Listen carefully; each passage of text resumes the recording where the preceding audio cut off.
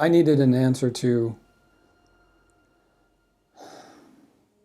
I needed a concrete, tangible answer to the difference between the aliens and the quote-unquote gods, because I remember being a part of that whole journey. The question was for me, though, is what is the difference between those two? But what happened in the ceremony is that it converged the two into one. So I said I need to know where Lucifer is, and I need to know where Satan is, unequivocally. I don't want maybes, and I don't want half-ass answers. I need to know exactly. When the war happened, we cast him out of heaven, and he went from living where we were in the other realm, which was heaven, he went down to the earth, and then he eventually went in the earth and started building his own place. So he is the quote-unquote ruler of this world, but that's why I have to step in, because he's just getting completely out of hand.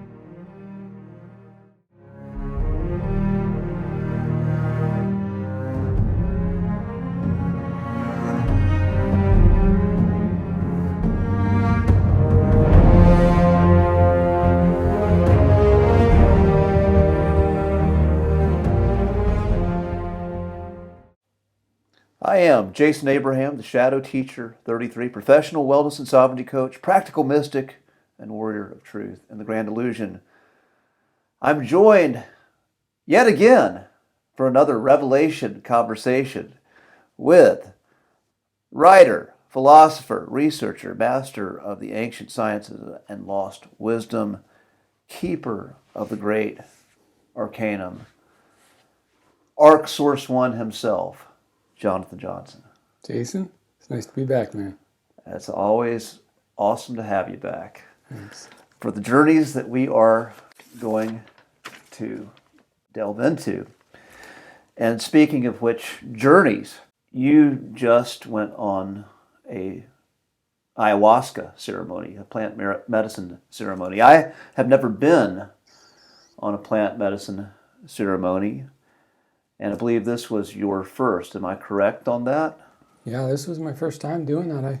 Normally I don't need stuff like that. I don't usually do those types of things, but yeah, I was I had dreams about it, and Mother specifically wanted me to see a few specific things, so it was very powerful. So you had dreams, premonitions before the ceremony.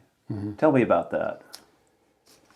Oh, it had been for years. I can achieve the same things through breath work, so I usually don't use those types of tools. But in this particular, I guess it was about a year, or maybe a little more. But I kept having dreams about that might be something that I needed to do. So the opportunity, I don't try to control that stuff. I just let it kind of come to me. And I said, well, if that's something important, it'll just happen. It'll come up. I'll have the chance to go. I'll have the money to go. And then out of the blue, the shaman called my wife, and then she felt called as well. So I guess it all just lined up. And then they gave us a bit of a discount so that it was more affordable, because we weren't in any position to be traveling and doing that financially. But it all just kind of lined out, and we just found ourselves there. So, as Carl Jung would call it, a synchronicity. Yeah. So, can you remember the dreams that you were having? Like any of the images from the dreams that were giving?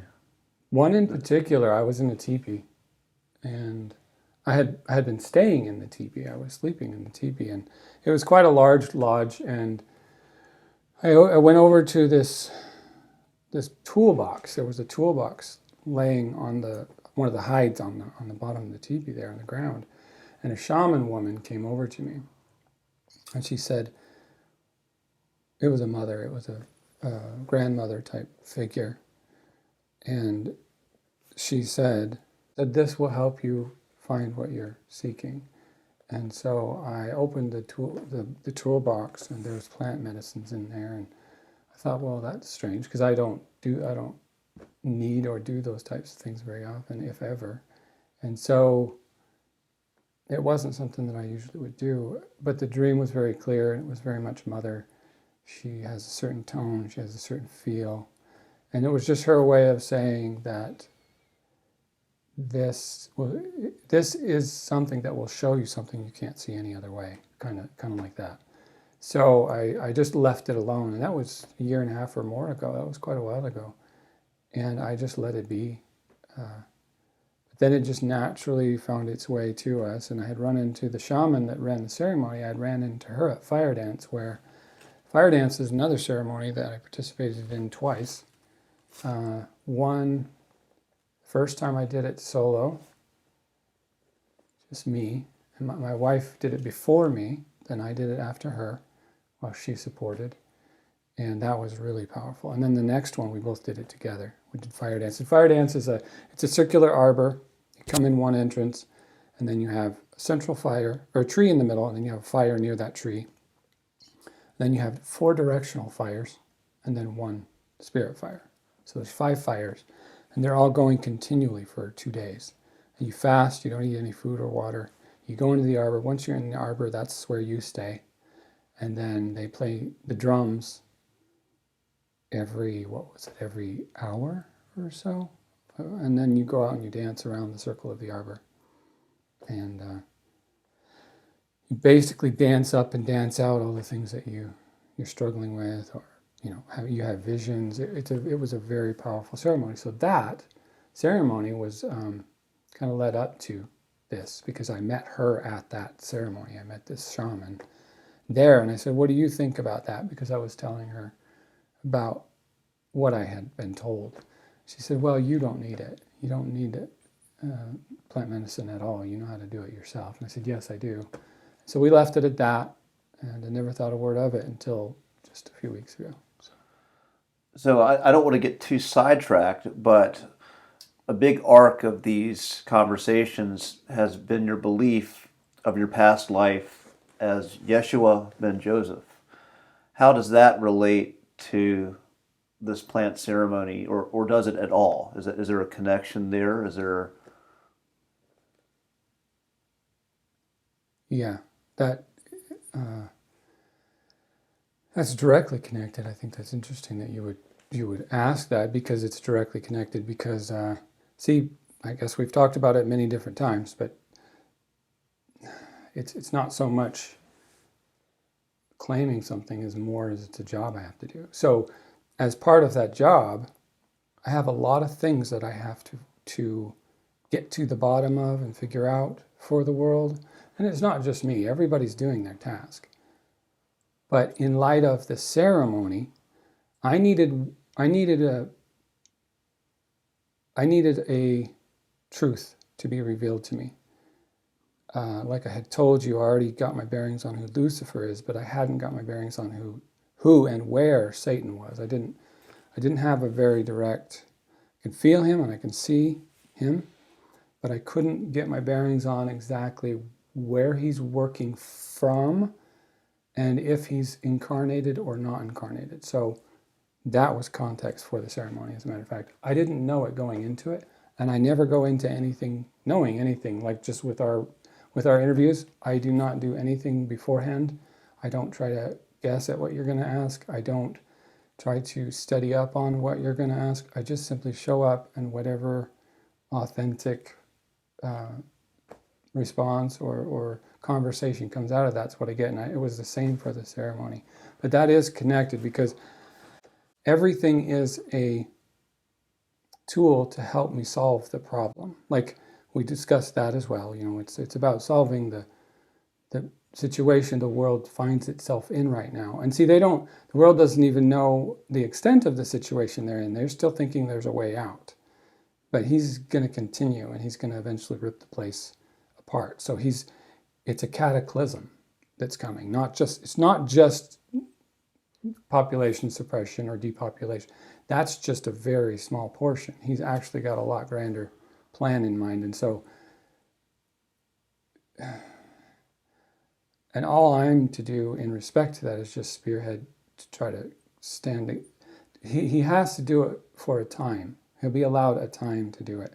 But at some point, I have to intervene. We all have to intervene and say, okay, that's where we stop. Because otherwise, he'll destroy the whole thing. And so that's where the ceremony comes in. Is I needed a window on exactly what I'm dealing with. And that's very much what I got. So you have general themes and inclinations with this mission, but you need ceremony, for instance, like this particular ceremony we're going to talk about, to give you more specifics. Is that correct? Am I getting that right? That it's like you have a memory of something and you have an idea of it, but there's some pieces, kind of like putting together some missing pieces, like missing time. Is that Yeah. an accurate way of describing this? Yeah, that's a very good way of And putting then it, like yeah. something like the ceremony is a tool to help you uncover missing pieces to this overarching theme that you're already aware of, that you've already become aware of. Yeah, there was actually 2 reasons I went to ceremony.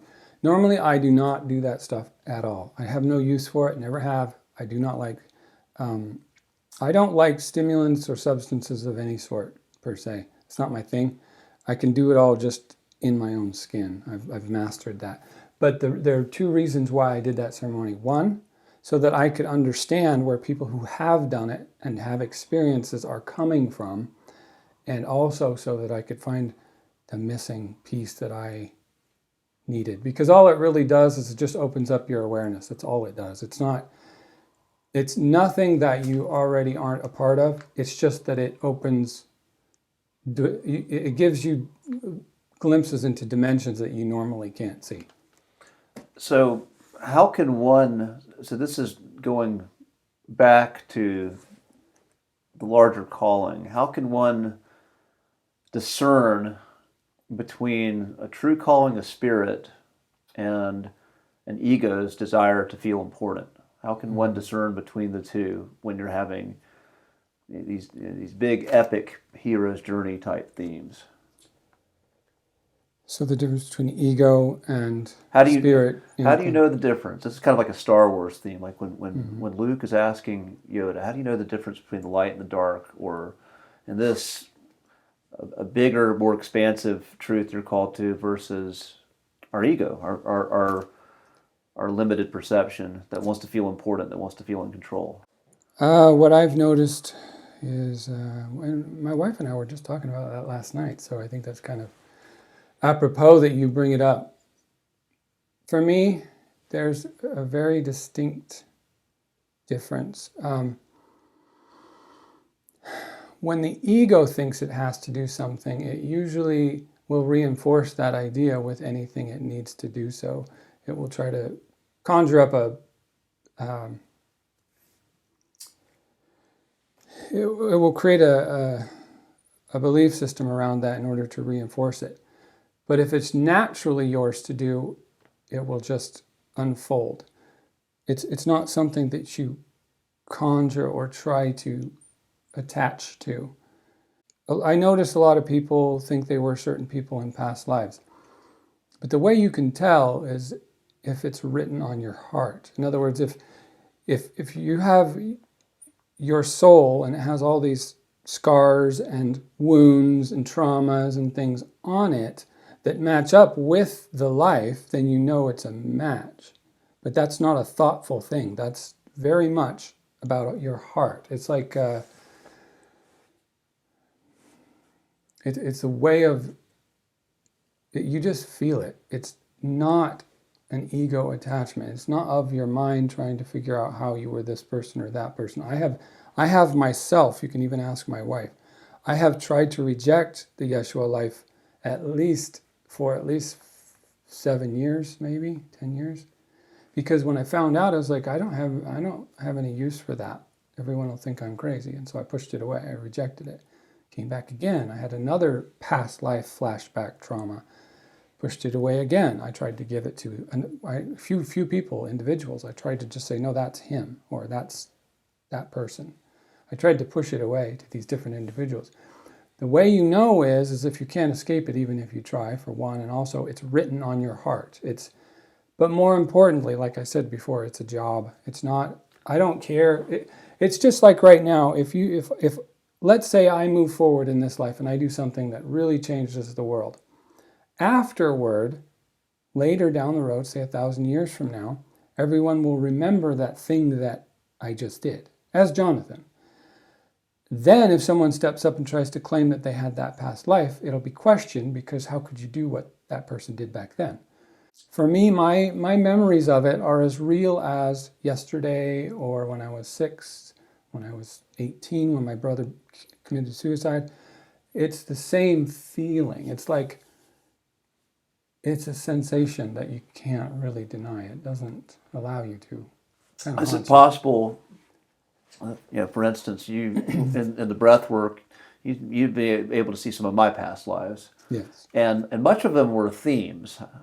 I would say they were because you couldn't pin them down. You saw visions and you saw themes with these visions from different characters from different times, but you couldn't exactly pin down who the people were. Yeah. Is it possible? I mean, this is a similar thing with you, like a very strong theme that just happens to match someone who is someone who's well known. Yeah, actually, that's exactly how it started to happen to me. I didn't care about that kind of stuff. I didn't have any interest in past life stuff. I didn't care to be, and that's the other thing, is most people care to be famous. They want to be, you'll notice when people claim it and it's not really theirs, they walk around all saintly and like this, and they have the white robe bullshit or the white shirt, and they're always doing the prayers and blessing everyone. It's total crap. That is not at all how I was. And that's not at all how anyone is. People don't walk around like that. People just have taken the myth that the church has conjured through a lot of years of embellishment and made it into something it was not in the original. So when you have all these people claiming it, you could say I'm claiming it too. That's fine. It doesn't matter to me. But the truth lies in, so when I would do breath work, the first time I did breath work, it was not fun. I did not enjoy it. It rocked my world, because all of that came flooding back.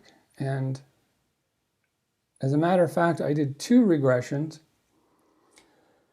And if anyone is familiar with hypnosis, you'll find out that you can recall anything that's happened to you in your past. It doesn't matter if it's this life or another life. The soul remembers everything. It's like a record that's recorded everything as it went around. So I did 2 regressions, and on 2 occasions, I started to have heart attacks in each one, and it was because of that past life.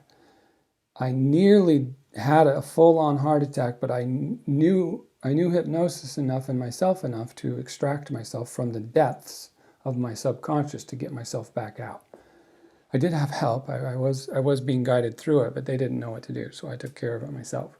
I know how to bring myself back out of the subconscious mind. But it's no different than people that get abducted by aliens. You can call them liars all you want, but they are really and genuinely reacting to something that somehow has occurred to them. We don't know how. Only they would know, and only the hypnosis will bring it out. As a matter of fact, when I went to the ceremony, I did another regression that brought me back to the Garden of Eden. And so I re-experienced all that, and it was very traumatizing and I didn't go there. I don't go into my daily life with expectations. That's what you'll find different about me and other people. I have no preconceived notions. I don't care. I have tried to not be Yeshua more times than I was willing to embrace it, because it cost me so much. My pain is so severe. Like just the look on my mother's face when she saw what they were doing to me, when she came around the wall, east wall I think it was, and I was coming out with the timber, the top timber for the cross, and she came around the wall, and it just shattered me to see the look on her face. She was just devastated. And it would be fine if I had that past life regression, saw that, because we can all see each other's lives. But it's the wounds, the sorrow, the crushing nature of how my heart felt about it that tells you whether it's yours or not. Most people claim it and they have the experiences. And I will say too that people who have had past life experiences of that, we all owe much gratitude to, because everyone that goes into a traumatic situation and deals with it, as if it's their own or otherwise, is helping to alleviate the wounds brought on by that trauma. So everyone is helping extract us all out of our collective conscious trauma. Yes, and let me repeat that. This is big theme that's also resonating in my life, which is when you do your work to heal your own traumas, you're healing the collective in the process. That's you're actually the cliche, heal yourself, heal the world. That's the truth behind that. Now, I've successfully derailed us off of the. That's okay. And this, hopefully, all this makes the final edit, because I think this is awesome, and worth keeping in. But let's go back to your plant medicine ceremony. Tell me about that experience now, what actually happened. I know that you got some notes. If you need to pull those out, you can go there. And in respects to what we just covered, ceremony, anything I do is directly a part of that process. I'm not here to be Yeshua. I'm here to actually do a job. It's a task. I've been given a mission, just like you have. You have a mission too. We're doing it right now. We're all doing our mission. It's just a matter of whether you're consciously aware of it or not. So going to ceremony was just another step towards solution. Because for me, every day I'm looking for solution. It doesn't matter whether it's in my sweat lodge with the people that come to my sweat lodge to pray and to sweat and to purify and to enjoy themselves. This ceremony was no different. It was new to me, and it's not something I normally do, but there was a few pieces that I was still dealing with. So before I went to ceremony, my right side of my body, I don't know if I had been sharing that with you while we've been going along, but my right side was hurting so much so that I didn't know if I could keep going. It was crushing me. The pain, the stifling nature of the feeling. It's like agony. I don't know if you've ever had severe pain, but it was like constant agony that just wouldn't go away. And it was starting to really atrophy my right side. You can even see, if you look, the blood vessels on the right side of my neck. I see that, are very pronounced. I remember the last time we filmed, you were in extreme discomfort. This was after your birthday. We were celebrating your birthday. That's right. And I remember you were talking about this, and we went out to the lake. Oh yeah. And I remember. So I remember that was going, and that's been a while since that filming and this one. So it started to get so bad that I'd wake up and I'd think, oh gosh, I can't keep on like this. It was just so much. There are a lot of mornings where I'll wake up in so much pain that I kind of start to get shaky and disassociate a bit, because it's just like, I can't do this. So I started feeling that right when I decided to go to ceremony. So I knew something was going to come up that was hugely relevant. And that's just it. I remember the first time, those are the telltale signs that I'm trying to articulate here. You know you're who you are when the darn trauma that your body carries matches up exactly to the past life that you keep seeing. It's not like you want to. At least I don't. I'm not that kind of guy. I'm sure you would attest to that. I don't carry it around like it's a big deal, because it's really not a big deal. It's just me being me. But I remember the first craniosacral therapist I went to see. She was a massage therapist, craniosacral practitioner. I felt the spear go in this side of me at the end of the session, and I thought, okay, that's fine. We all know what that is, but I'm just going to dismiss it. She actually attached to it, and she kept telling me I was. She kept saying, how old are you, and where are you at in your path, and because she thought I was. And then that just kept happening over and over and over. And then my awareness opened wide up, and I started seeing the Ancients of Days, and they were all following me around, working with me, helping me do things. It was like someone just took and opened my inner eye completely, and I could see the whole spirit realm instead of the physical. So in that craniosacral, that was my first recollection of a part of the trauma. I just kind of shrunk it down and dismissed it and moved on. But then before this session, it always happens too, but before this one, I started to experience my whole right side atrophying, and I thought I was either having kidney failure or something else. I thought maybe there was a tumor or a restriction in there somewhere. I thought there was one in here and down here where my gallbladder is. And it was just getting too painful. I couldn't do it. I couldn't function. So then I went to the ceremony, and my first, right out of the gate when I got to that ceremony, was a past life regression. That was the first thing I did. And all of it came flooding back. I And I have the audio recording of it. We could actually put it on one of these. I think that would be, for the future, that would be very interesting to do that. But let's go back to this plant medicine ceremony. Tell me again more about, so you had this pain show up a couple weeks before, 2 or 3 weeks before, I guess. And It had been writing for years. But it was really spiking recently. It was getting so bad that I couldn't take it anymore. And what did you find in the ceremony? Were you able to get some clarity that your dreams? You talked about the dreams of Mother or the shaman calling you to the ceremony. Did you get what you were seeking in the ceremony? Did you get that clarity? I did. Yeah, Mother had told me something a long time ago. She said that you'll be a drop of oneness re-immersed into the ocean of the infinite. And what transpires after that is between the being and its creator. And so that was actually my premise for going, because I knew that the plant medicine had the ability to re-immerse me in the infinite more easily than all the extra effort you have to do sometimes. So I did the regression first. I recalled the past life that I recalled, and then instantly the pain on my right side just started to leave me like a phantom. Just literally started to go away.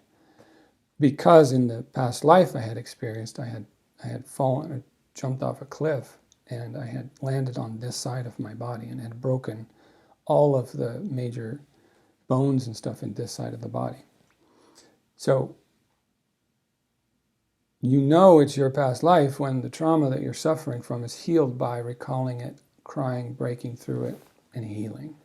It's a cathartic healing experience because it's something that you went through and you have to go back through it to heal it. And so that was the first thing. We did the regression, which was about 3.5 hours long, quite in depth. There was a lot more to it than just that life. And then the next day we did the ceremony. First I did combo. I don't know if you know frog medicine. And my Is that 5-MeO DMT? That one I don't know. That one's more of like what it does is it draws out your lymphatic system. It makes you purge out stuff that's stuck in your lymph. So you're purging toxins here in your physical. And that changed everything too. My hand's not swollen anymore. My body's not in the same pain. My face isn't breaking out as much. A lot of things have changed. Were there some visions when you were purging, like with the physical purging? Were there some energetic or emotional? That one was simply just a lymphatic drainage type of medicine. It wasn't. It didn't give any support as far as seeing. So this week it starts with a past life regression, and then you have a purging to cleanse your lymphatic system to get toxicity out of the body. Okay, and that was very. It was quick and fast. Made me vomit, but it was very good. I actually feel immensely better. Then that following evening is when the first plant medicine ceremony began. And I was just completely relaxed, open, wasn't thinking too much of it. Just thought it would be nice and smooth. So I drank the medicine. It didn't kick in for, I'd say about 20 minutes or so. So I wasn't suspecting, and then it came on, and it came on hard and brutal. And so first you see the fractals. Then after the fractals, it starts to transition, and then the shaman started to sing certain songs. And then it was just, it just was absolute terror, absolute. I didn't want to be in it anymore. I already wanted out because it was that bad. But then I managed, so I just stayed poised the entire time, just stayed with the breath, stayed collected. But then when the ceremony began and she started singing, playing the rattles and stuff, then I was back in a past life where I had experienced this before, but I didn't know the extent of what I was experiencing. So what I felt was I was laying on the floor, trying to just stay focused and poised. But all around me, the room went from the room that we were in physical. I saw the inversion of it, which is the spirit form. And the room then became filled with, well, at least two that I'm aware of, but it seems like there was more, but I know there were at least two Nagas in the room. So tell the viewers what Nagas are.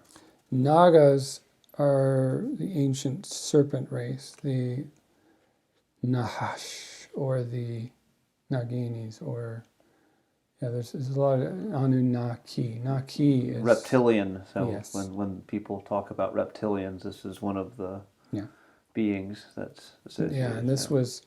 So I was down in the underworld, more or less, if that's what you want to call it, but that's where the Nagas actually dwell. And so I was down there, and so I realized what was happening in real time. And the shaman was speaking in a different tongue, which was the Naga tongue. And so I was hearing them talking, these two entities. And I kept hearing key words, like I heard Elohim said out, directly out. I heard Nagi said out, and I heard Agigi said out loud. And I knew what those words meant because I'm very... Okay, so anyone who does not know what those words mean. So we talked about the Nagas. What are the Elohim, and what was the other word you said? Agigi. Agigi. Okay, so and Nagi. Yeah. And Nagi. So go on and explain that. So I heard them talking and making all kinds of weird sounds and hissing, and I could feel their bodies on the floor even. So explain what is Elohim. That's the term used in the Bible for the gods. The Elohim created the heavens and the earth. And the earth was void and formless. It means the plural form of gods. Agigi? Agigi is a slave race. And they kept saying Igigi. I didn't get it right off. I knew they were saying slave, but I couldn't get. It's like, wait. And then I realized it was Igigi, or Grigori. That's where all those words come from, is the Igigi were the slave race that the Elohim used to mine the gold and do their labor and do things for them. Okay. And then the Nagi, is that the same as the Nagas? Yeah, Naga is a male form, Nagi or Nagini is a female. Okay. So he was saying Nagi. And he was speaking to someone. So a male serpent being, essentially. So he was speaking in his tongue. I just was able to make out certain parts. But the general gist of it was definitely unpleasant and malevolent. It was even worse though, because it was malevolent and pretending to be benevolent. So that made it even more. It was, for me to go from where I was prior to and fall and go right into that was very abrupt, and it really rocked my boat because I wasn't expecting it. Also, though, I was lying on the floor way over against the wall, and I was in this room, and I could sense that there were those two in the room, and they were talking so loudly. It was very disturbing because I was laying on the floor, and I was just trying to completely stay undetected. So those two in the room, would that be the Nagi and the Elohim? I believe, well, and so that's what happened. And before the ceremony, I was needing an answer to, okay, got aliens on this hand and the gods on this hand. And I needed to bridge the gap. I needed to understand the difference between who these extraterrestrials are versus who the gods are that you hear in mythology, the tall, white, giant gods, Nordic, whatever you want to call them. So I was having trouble. I was like, well, this is not making any sense. So then it all came crashing to a very sharp focus, which was he was talking about Elohim. He was talking about themselves, all of them. And so it very quickly and very rapidly funneled it into the extraterrestrials are the gods. So There's the reptilians, the Nagas, and I don't like to use reptilians because it throws people off. Though they are reptile beings, they're actually called the Nagas. The Asian countries like Burma is where they first started to appear. And I believe they're Denisovans, but I haven't gathered enough intel on that to say that with any absolute certainty. But the Nagas are the reptilian type. So there's the type that have half human, half snake bodies, like Medusa, Gorgons. They have others that are humanoid, bipedal, but they also have serpent characteristics. And I actually have video of a group of people in Sumatra, I think it is, that actually have genetic throwbacks. So what I look for when I'm connecting things together is I look for places where the myths or the things that people claim were happening in the past are resurfacing and showing themselves again. So I actually found a family of Sumatra that is displaying the Naga genetic codes. And what happens is every once in a while the genetics from the ancient past will get thrown back forward into the genetic blueprint and Now, it will resurface. Now, my understanding, again, I haven't done this yet, but something I've researched a lot, something I've been quite curious about. My understanding is when you take an intense psychedelic like ayahuasca, that the ego boundary essentially dissolves, and you're able to see things without that sense of self. So the sense of, would you say that Jonathan Johnson disappeared? That concept of you disappeared? Is that accurate, or am I off on that? In my interpretation?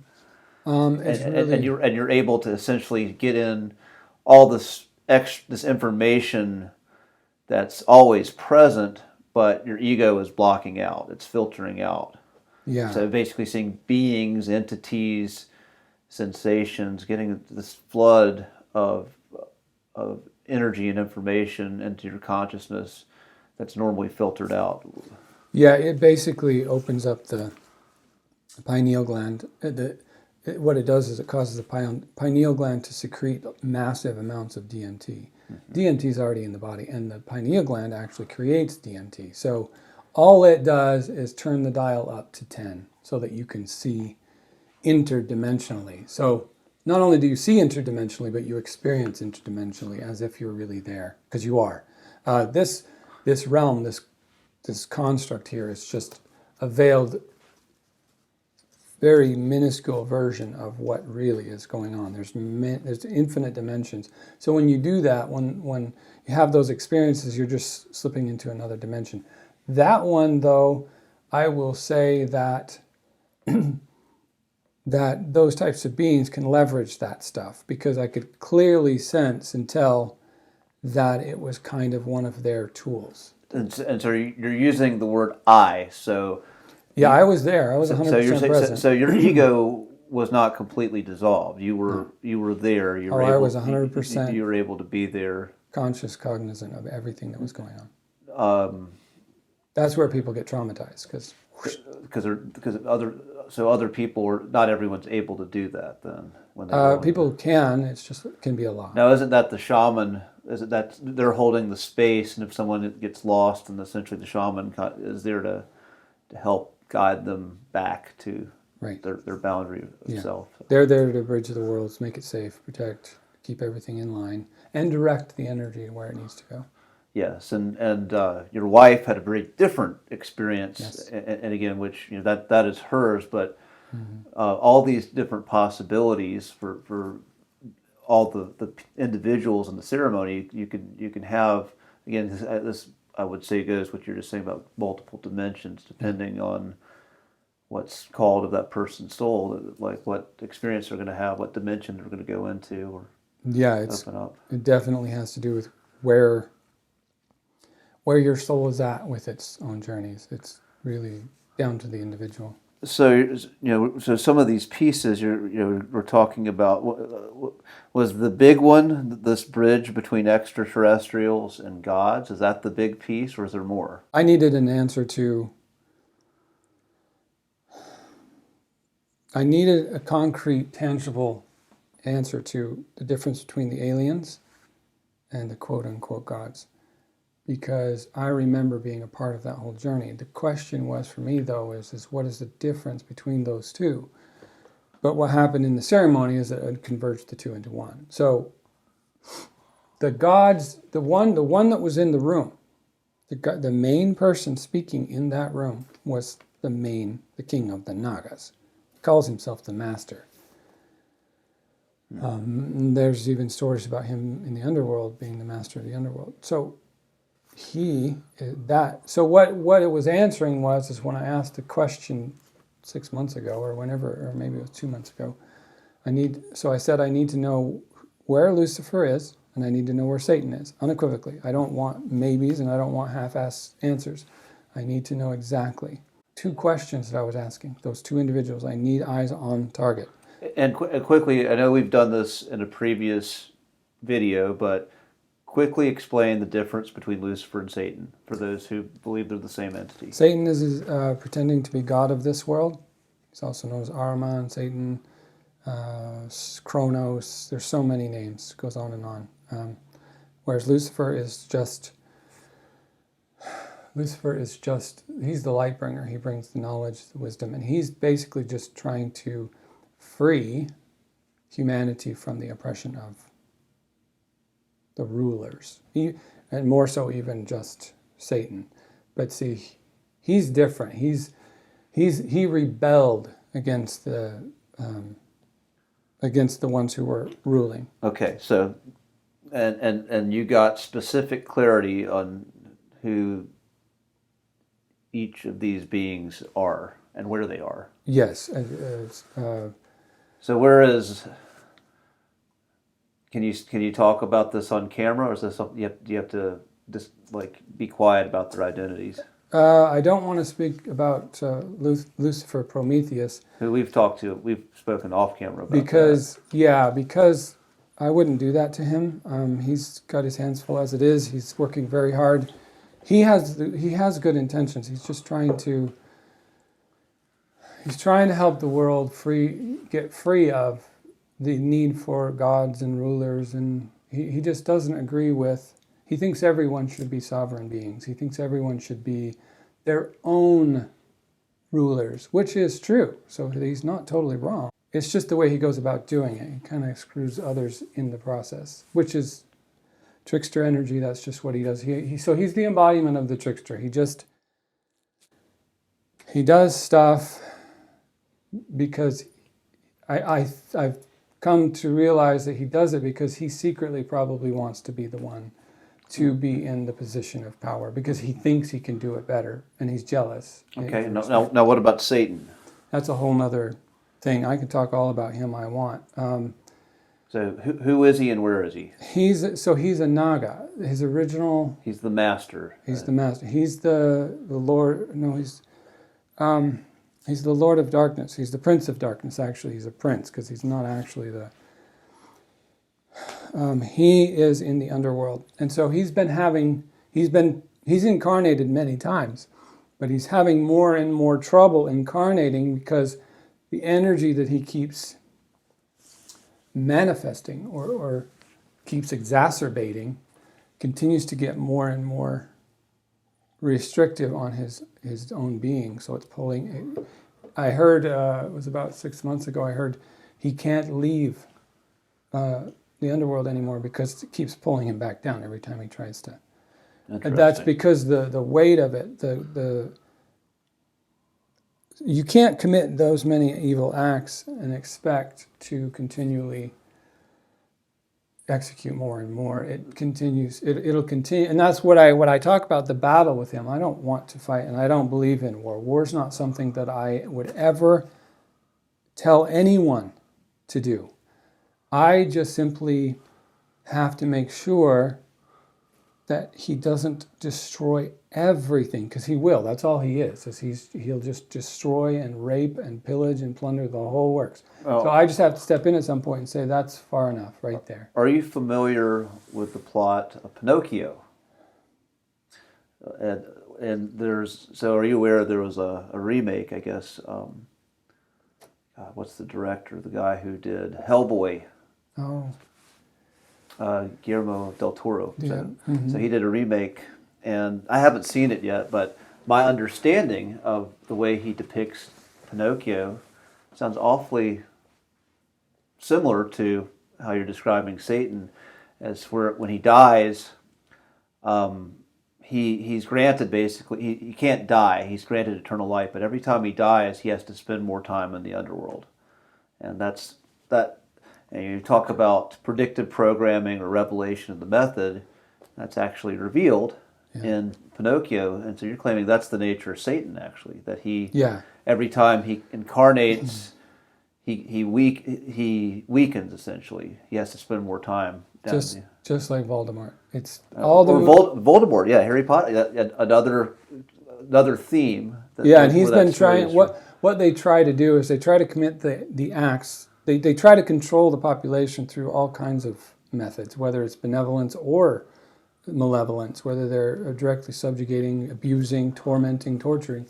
But eventually, they've been trying to circumnavigate karma. So all karma is, that's just a word that I use because it's familiar context for you and I. But all it really means is you reap what you sow. It just means whatever you put out comes back to you. Consequence of action. Simple. It's mathematics, just common physics law. So he's basically trying to avoid that, but you can't. Is he here or is he in the underworld now? He's still in the underworld, but he has been trying to incarnate. That's why they went to war in Iraq. One of the reasons was to get the body of Gilgamesh from the tomb that they found. They found the tomb of Gilgamesh 2 weeks prior to the invasion. So Satan wants to take the body of Gilgamesh. Well, that was one of their things they were going to do. But I think he's now changed his tune to just controlling an earthly prince, which will either be probably King Charles and Prince William. Now, those two follow perfectly. If you do your research, you'll find out those two individuals match perfectly to what, quote unquote, the Antichrist credentials have to fulfill. Interesting. Huh. And that's just simple math. That's not my preference. But this is speculation still. We're speculating. I always let everyone prove it to me. I try not to ever...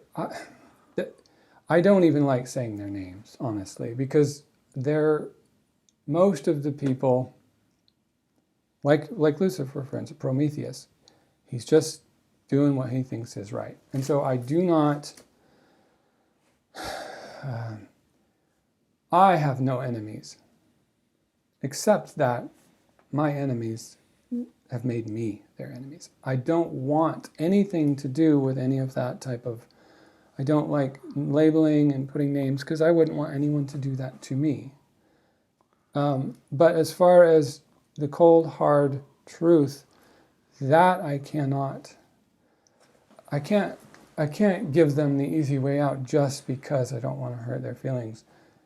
We all have to come to terms with and own up to our actions. No questions about it. There is no way around that. I have paid for all the things I have done, and so does everyone else. So I just don't like to talk about them too much. Now, Satan, I don't mind. Now, who he's going to control, there might be there's a handful of individuals that he's working with. So, again, let me see if I can tie all this together. We've been all over the fucking place today, which is great. It's great. That's part of the fun of the adventure of this. But you have a mission, and you needed more specific information about that mission. So hence, you were called through dreams and visions to do this ayahuasca ceremony. And in this ceremony, you are revealed the link between aliens and gods of ancient religions, or what's written about as gods, and you found them to be the same. And the other part of this, two beings, Lucifer / Prometheus, the light bringer. You discovered his identity, which you found before this, though, because we talked about that before. But this was more about Satan, or the false god of the Matrix, the false god of this world and the world of illusion.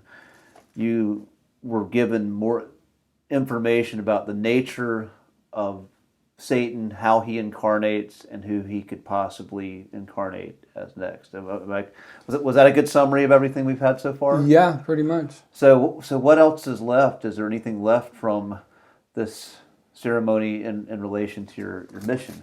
Yeah, it clarified that. Okay, if you're familiar with your scripture, it says the devil was cast out of heaven, that great serpent, the serpent of old, the devil. The serpent word there that they're referring to is what it's talking about. So, but see, I'm uncovering things that I didn't know before. Sometimes you have to go deep to get the answers you're looking for. Because I remembered in my past life, they created us, and they created us. They took Homo erectus, and they took their DNA. So let me stop there. So you're saying the Elohim created, and we are the Agigi, we're the slave race. Mm-hmm. So you're that's what was revealed in this vision. Again, I have my own beliefs about this, which are not necessarily in alignment with yours. I actually, believe it or not, I hold some traditional Christian values. So, and I will defend those values, but I love having these discussions regardless. Just out of curiosity, what are they? Which ones differ, or? So my traditional values are more of a Christian mystic, not so much like of the mainstream, but I believe all comes from a creator. All comes from all like there is a creator God, right, and everything emanates from that, essentially. I believe that humanity is not a slave race, that we have the spark of God in us, and that we're called to reconcile with the true right, creator. Well, that's what I was trying to clarify in the last video, and that's one of the things that we discussed. So that's what I'm trying to clarify for everyone. So my father and my mother are the creators that you're speaking of. They're the true biblical gods. He stepped in between the people and Father. Do you understand? Right, and he called himself God. That's what people are getting. So the language is different. I would say Lucifer and Satan are interchanged from the Christian perspective, and I would say I come from more like a Steiner perspective. I'm more from the mystical side, where I like how he presents these concepts where Lucifer is bringing light and ideas, but is also escapism. That's the shadow side of Lucifer. Lucifer brings important information that I would say of the spiritual nature, that is, when used in balance in an embodied way, it opens up the higher energy centers of humanity. It opens up that perception, but used in an ungrounded way, it leads to escapism. Ahriman, the Lord of Darkness, is the cold, rational, materialistic Lord of Density, but at the same time, some of the Ahrimanic traits. I would say our world is mostly Ahrimanic in the way it's set up. I don't want to repeat too much. I said this in another video from the Steiner perspective, but like the making everything numerical, everything quantifiable, everything measurable, like the modern science and making science your religion is a very Ahrimanic ideal. Well, and then Christ being what balances those two things out, what's in the middle, which and the Christ spirit is the highest potential of a human being. Yeah, and I'm glad, see, that's why I asked that question, because I'm glad you clarified that, because that is the actual picture. So when I'm saying that they were talking about the Agigi or the slaves, what I'm saying is you have my father and my mother are the creators with my assistance, with your assistance, with everyone's assistance. We're all part of it. We're all co-creators is the word everybody uses. Right, because we are participating with creation, and our acts are influencing creation. So hence we are co-creating, because Right. what we do matters. Right, and your beliefs and your view of the world causes it to change. Whatever you focus your attention on is what creates the reality that you live.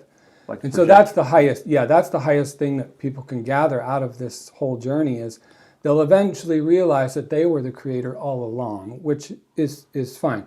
But as far as context to the narrative, my father and my mother, your father and your mother, if you remember them, are the ones who created this. But then the first being who was created, started thinking it was all him. So he then started to claim that he was God. I am the only God and there's none other besides me.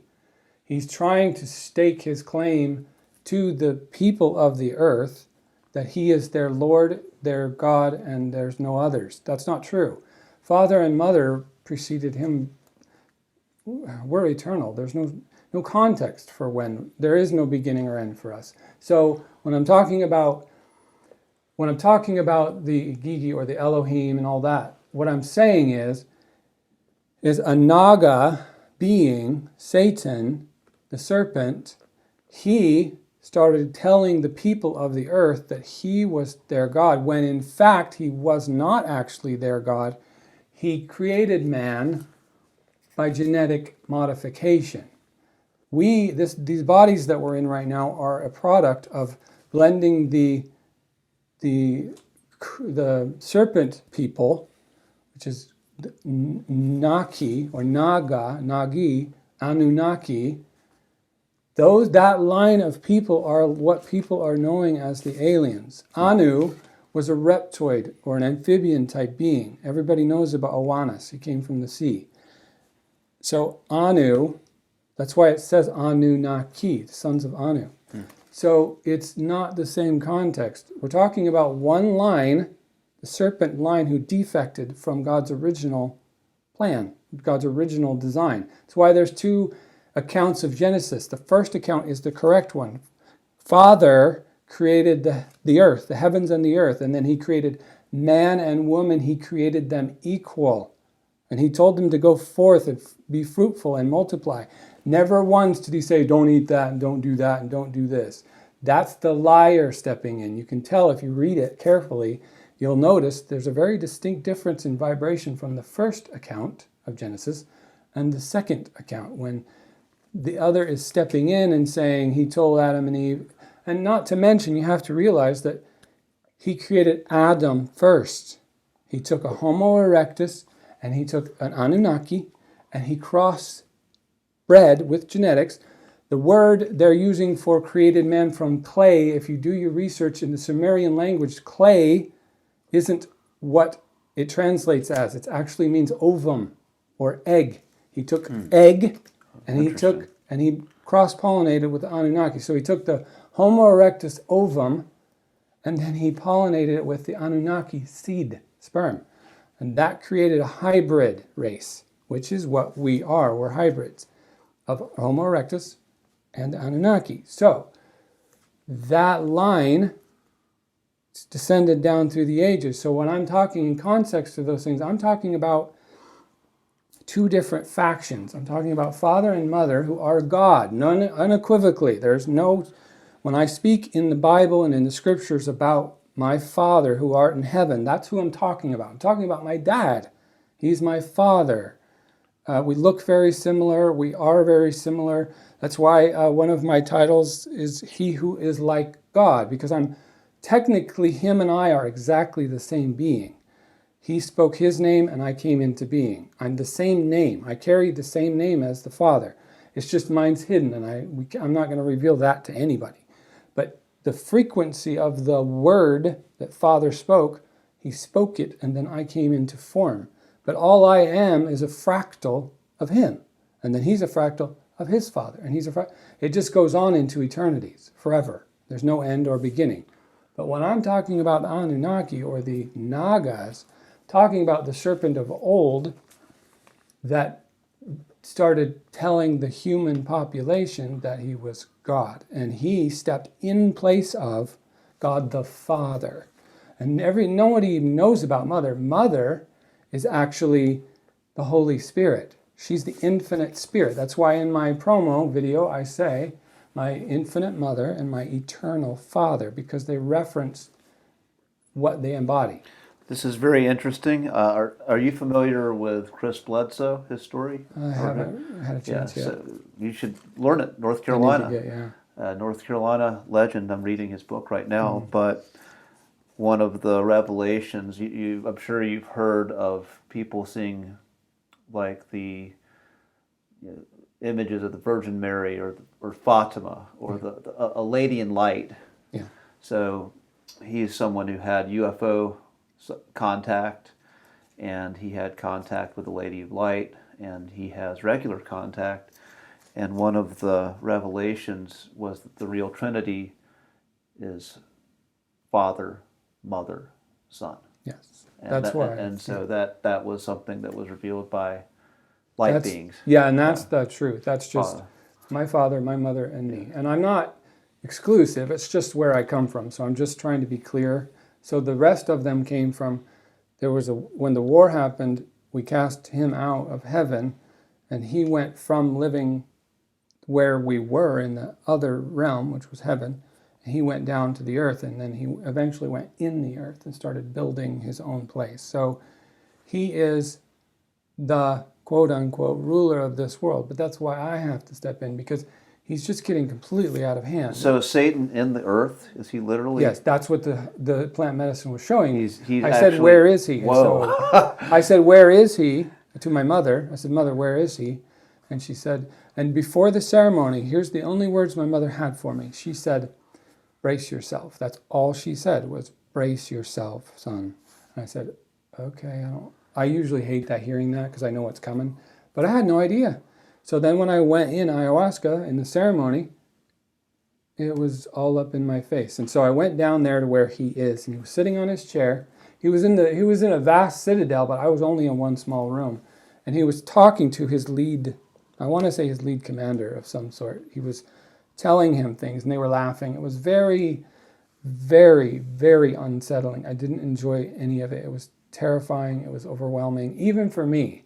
That's because if I had known ahead of time what I was headed for, it wouldn't have been so bad, but I had no preparation. So there are reptilians in the hollow earth. Yes. When it comes down to it. Nagas, yep. And that's where, in the Hindu texts, all of them talk about the Nagas. The king of the Nagas protected the Buddha. He came out from under the ground, and he came up over Buddha and protected him from the rainstorm. Now, I want to make something very clear, though, regarding the Nagas. They're not all bad. Just like people, we're all a mix. So there are amazing, spiritually enlightened Nagas. There are also malevolent Nagas. They're just like any other race of any other being. So I don't want everyone to go away from this message thinking that all reptilians are evil. Right. They are absolutely not. And neither are all aliens. Most of the aliens that are bopping around here, besides the false flag bullshit that they're doing right now, there are a lot of ETs. I shouldn't use ET because there's no such thing as extraterrestrial. The other dimensional interdimensional, yes. The other interdimensional beings that are coming around here, many of them are trying to help out, give a hand. They're not. Right. Yeah. But the Nagas are controlling a group of them, the Greys and a few others, that are being imposters. They're pretending to be either malevolent or benevolent beings to create a sense of a false flag operation for the world leaders to then have to step in and save everybody's butt. So what they do is they do the villain savior routine. That's their favorite playbook. It's pro wrestling, yes. right? Yes, exactly. You be the bad guy, I'll be the good guy, and we'll get what we want. Right. Done. Yeah. So that much I figured out. Yeah. Well, this has been an epic journey today, And we've kind of touched on some things we're going to go into the future. I want to get into your mission. I want to get into, there was a great conversation we had in the car that I wished we'd filmed, that we were driving to the sweat lodge. But there's some things about that where you talk about your mission. You talk about a plan that you have for humanity. And father, mother, you've talked about that a little bit more detailed here, and I want to do a whole talk on that, on father, mother, son, the whole Trinity concept. Yeah, I just wanted once and for all everyone to understand the difference between the gods, plural, and the actual creator gods, mother and father, the Trinity. This is all a great mystery, and this is your perspective. Yeah. And so that's what I believe. Anybody watching this, we're just sharing perspectives, we're sharing an idea, and don't just take Jonathan's word for it, don't take my word for it. Ask your soul, ask these questions, and ask, is this true? Yeah. And this is how we get to the truth. And on that note, I'm going to say sayonara. We'll see you in the next Revelation conversation if the earth still stands. Thanks, at that Jason. point.